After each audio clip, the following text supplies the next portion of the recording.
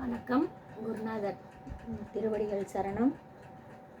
இன்னைக்கு என்ன உணவே மருந்து, சுகரை குறைக்கிற உணவே மருந்து அந்த வரிசையில் அன்னைக்கு நம்ம செஞ்ச அதே தூயமல்லி சாப்பாடு தான் இன்றைக்கி பாருங்க. தூயமல்லி சாப்பாடு. அப்புறம் இங்கே பார்த்தீங்களா கீரை சாப்பாடு இவ்வளோ தான் எடுக்கணும். இந்த கீரை கூட்டு மாதிரி செஞ்சுருக்கேன் நான்.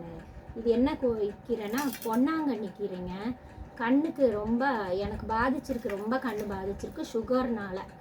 அது எனக்கு நல்லா தெரியும். நான் அதனால் வெளியில் ரொம்ப கண்ணாடி அதிகமாக இருக்குது போடுறதில்ல.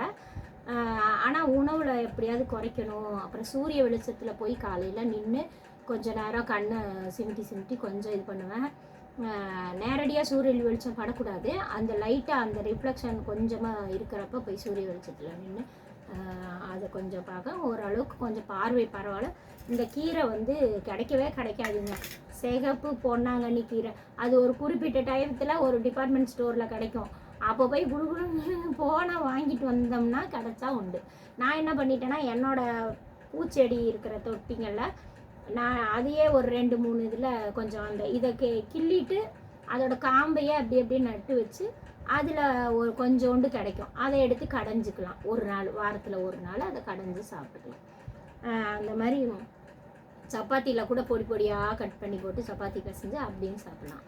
அப்புறம் இன்னைக்கு இந்த பொன்னாங்கண்ணி கீரை தான் எடுத்துக்கிறேன். அது உடம்புக்கு நல்லா குளிர்ச்சியை தருது.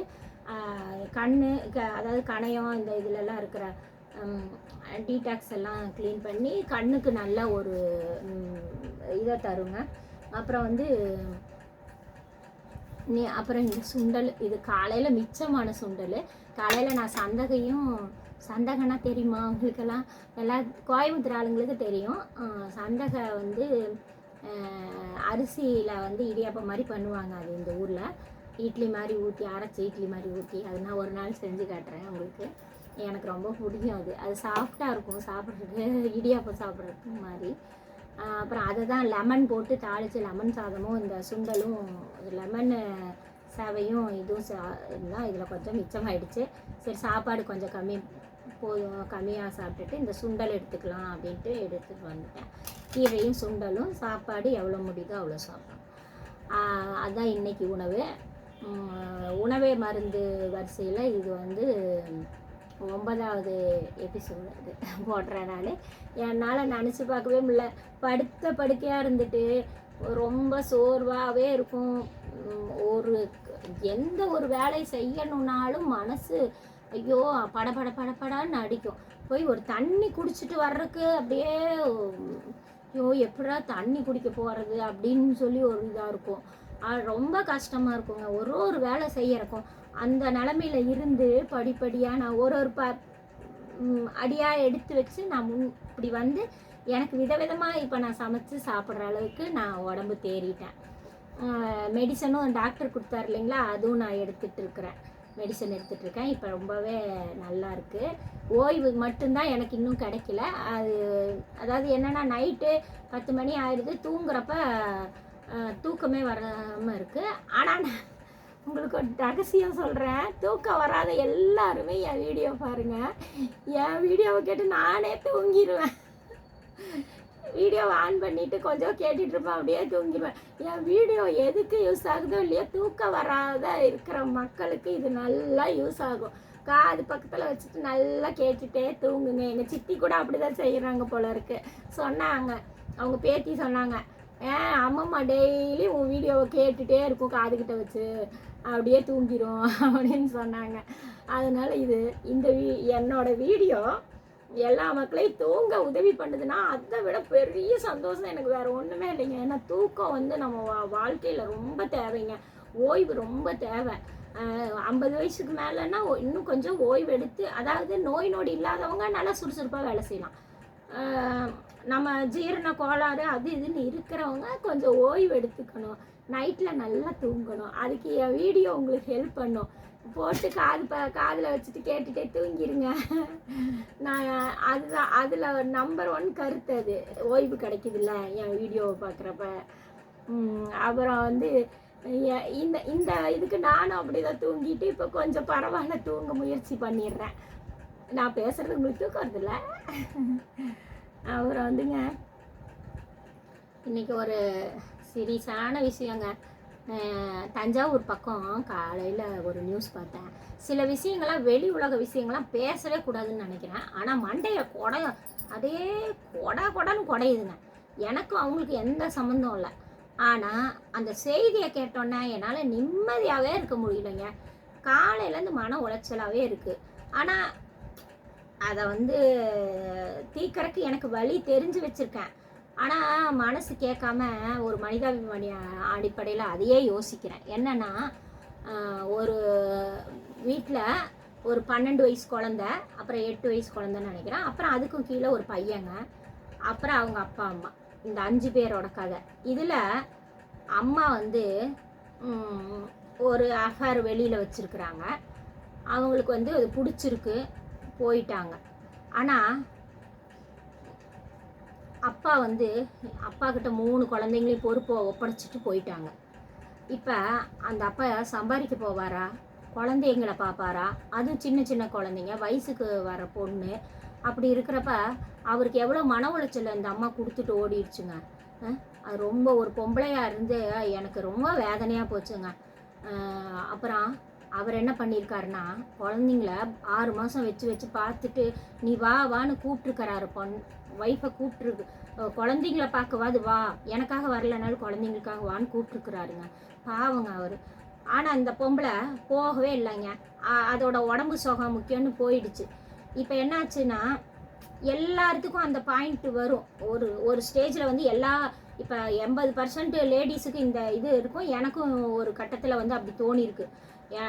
எனக்கும் மென்டல் ப்ரெஷர் இருந்திருக்கு, எனக்கும் அப்படி தோணியிருக்கு. அப்போ நம்ம குழந்தைங்களா நம்ம உடம்பா அப்படின்னு யோசிக்கிறப்ப குழந்தைங்கன்னு தான் முடிவு எடுக்கணும்.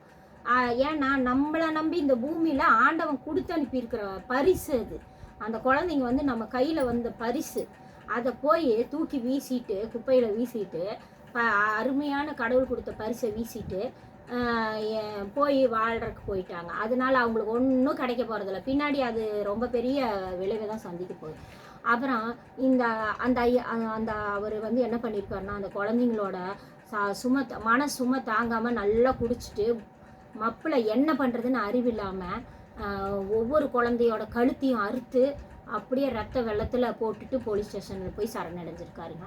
அவருக்கு இப்போ இன்னைக்கு நாளுங்க அவருக்கு கொடுமையான தண்டனையான நாளுங்க. கோர்ட்டே அவருக்கு தண்டனை கொடுக்க வேண்டாம். அது அவரோட மனசாட்சிக்கே அது பெரிய தண்டனை. அப்படியே நினைக்கிறப்ப அந்த 5 பேரோட வாழ்க்கை அப்படியே போயிடுச்சு. இதுக்கெல்லாம் என்ன காரணம்னு தெரியுங்களா? நம்மளை என்னமோ எங்கேஜாக வச்சுக்கிறோம். இன்டர்நெட்டு, யூடியூப்பு, அது இது எல்லாம் பார்த்து அப்படியே என்கேஜாக வச்சுக்கிட்டு நம்ம பெரிய ஆளுங்க அப்படின்னு கெத்தில் அலையிறோம். ஆனால் ஒன்றுமே கிடையாது. இந்த உடம்புக்கு வேல்யூவே கிடையாது. இறந்து போயிட்டோம்னா அது வரைக்கும் தான் வேல்யூ. அப்போ செத்தா ஒரு 3 நாள் கூட இந்த வீட்டுக்குள்ளே வச்சுக்க மாட்டாங்க எண்ணெயை. நான் என்ன தான் இந்த வீட்டுக்கு தங்கமாக இருந்தாலும் எண்ணெயவே இந்த வீட்டில் 3 நாளுக்கு மேலே 3 நாள் கூட வைக்க மாட்டாங்க. 1 நாள் தான் வைப்பாங்க. அதுவும் இது வாடகை வீடு, அது கூட வைக்கிறாங்களா என்னன்னு தெரில, தூக்கிட்டு போயிடுவாங்க.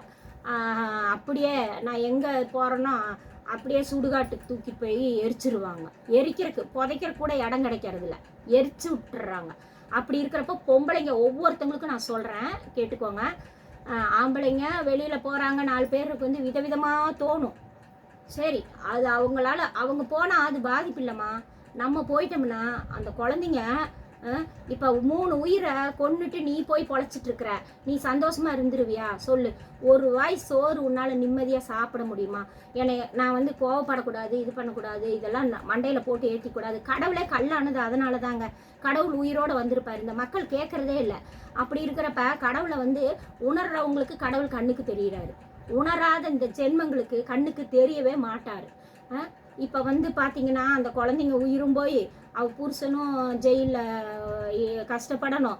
அது மனசளவில் அந்த ஆள் உண்மையிலே நொறுங்கி போய் இதாக இருப்பார். நான் அப்படி என்னங்க நம்மளுக்கு ஒரு சுகம் கேட்குது உடம்புக்கு. ஒரு சரி போயிட்டோம், அது ஒரு இது. கடைசியில் நீ அந்த குழந்தைங்களுக்கு ஒரு வழி பண்ணிட்டு நீ போயிருக்கலாம்ல. எவ்வளோ பெரிய கொடுமை தெரியுமா அது?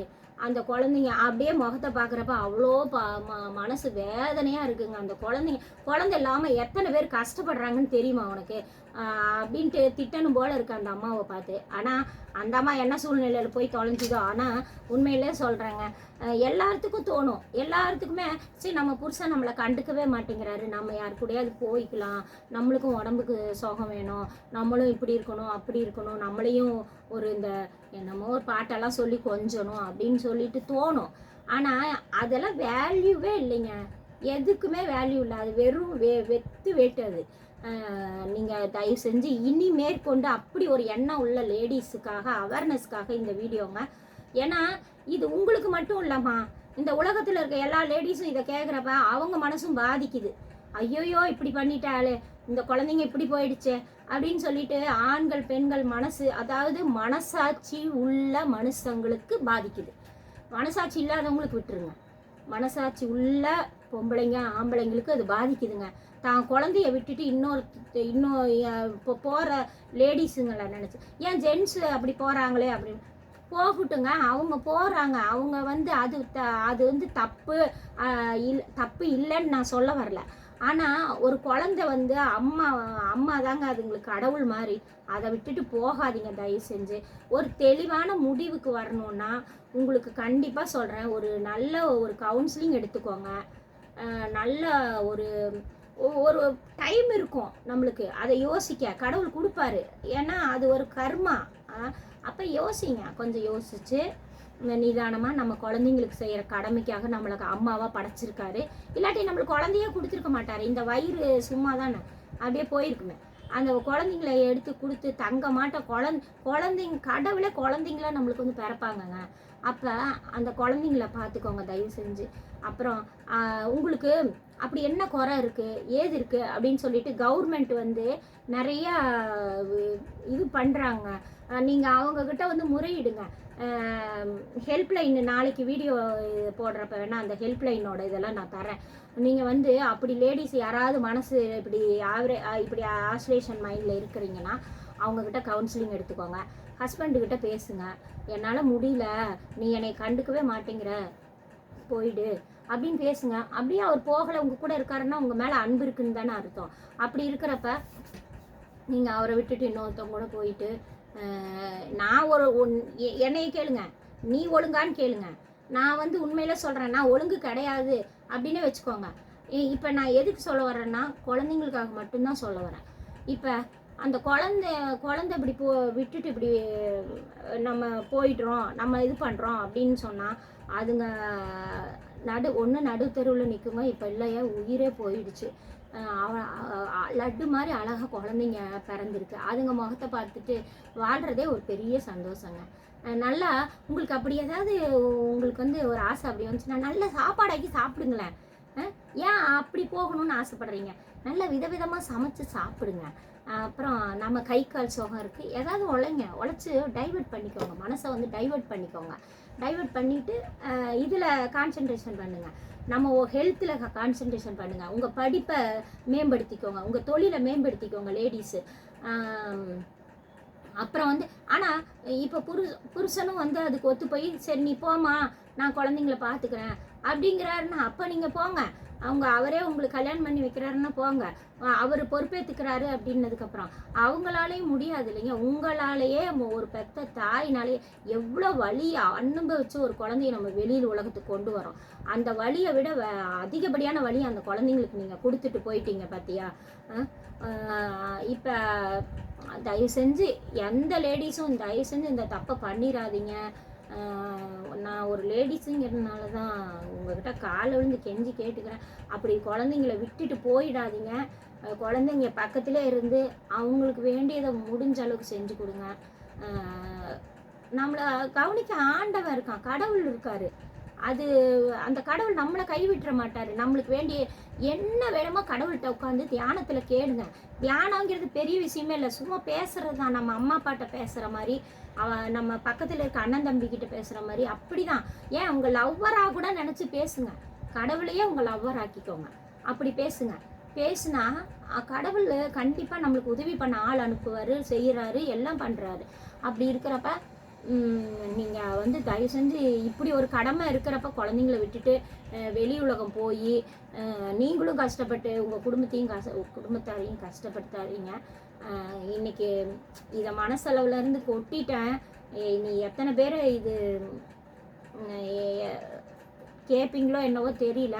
அப்படி யாராவது லேடிஸ் இந்த வீடியோவை பார்த்து 2 மனசாக இருந்தீங்கன்னா பூர்ணமாக மனசை மாற்றிக்கோங்க.